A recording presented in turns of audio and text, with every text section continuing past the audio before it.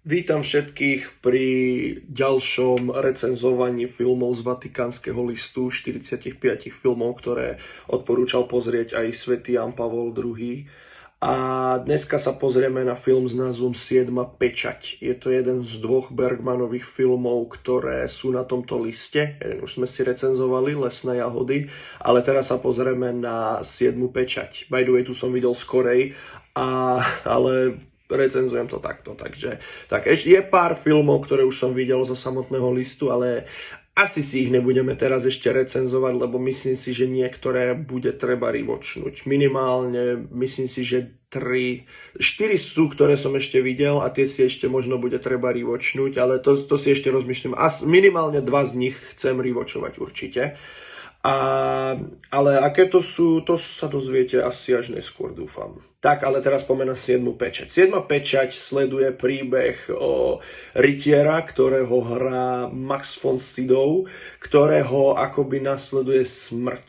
A on spolu s ďalším rytierom akoby tak nejak kráčajú celou takouto švédskou krajinou a v podstate po ceste stretávajú ľudí ďalších, pričom stretnú taký pár takých dvoch cirkusantov a tí sa vlastne k nim pridajú a popravde to asi tak nejak kde stačí. Je to veľmi také, nejaké to typické pre tieto Bergmanové filmy, že není to až tak o tom nutne deji samotnom, aj keď toto je jeden z tých viacej dejových jeho filmov podľa mňa.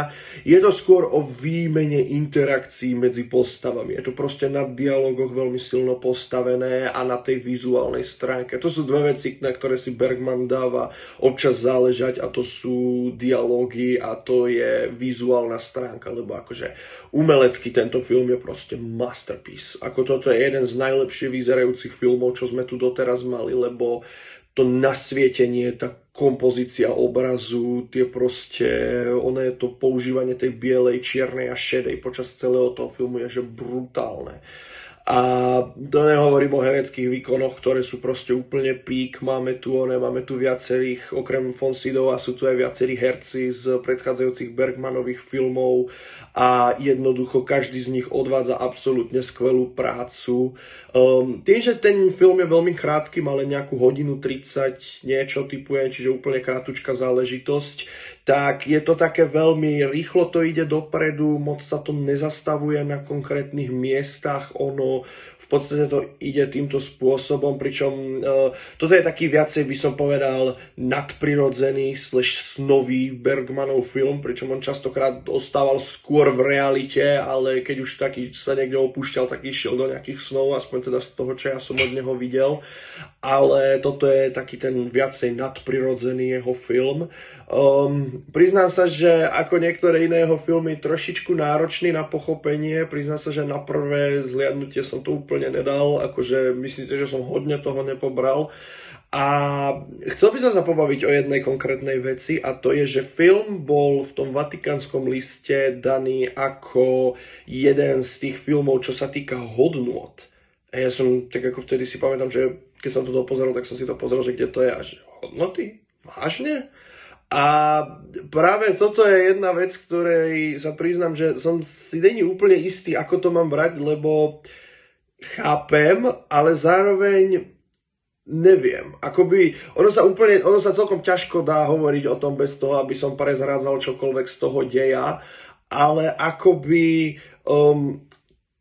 postavy, ktoré dopadnú dobre v tomto filme, tak akoby bol to point, že ľudia majú byť ako oni, alebo mal byť hlavný hrdina niekto iný. Čítal som nejaký rozbor, kde dokonca to ukazovalo na inú postavu, že mal byť hlavný hrdina, alebo niečo na tento štýl. A teda není som si istý úplne vyznením toho filmu, čo je veľmi fajn, je to vhodné na skvelú konverzáciu a popravde bolo by hodne cool mať ako debatu s ľuďmi, čo dávali tento film do tohto listu, že čo tam vidia ako hodnoty, to neviem, či sa mi niekedy podarí, ale ak Boh dá, tak kľudne. Ale minimálne mi príde, že film je schopný ponúknuť viacej interpretácií, viacej spôsobov, ako si viete vyložiť, čo sa v samotnom filme deje.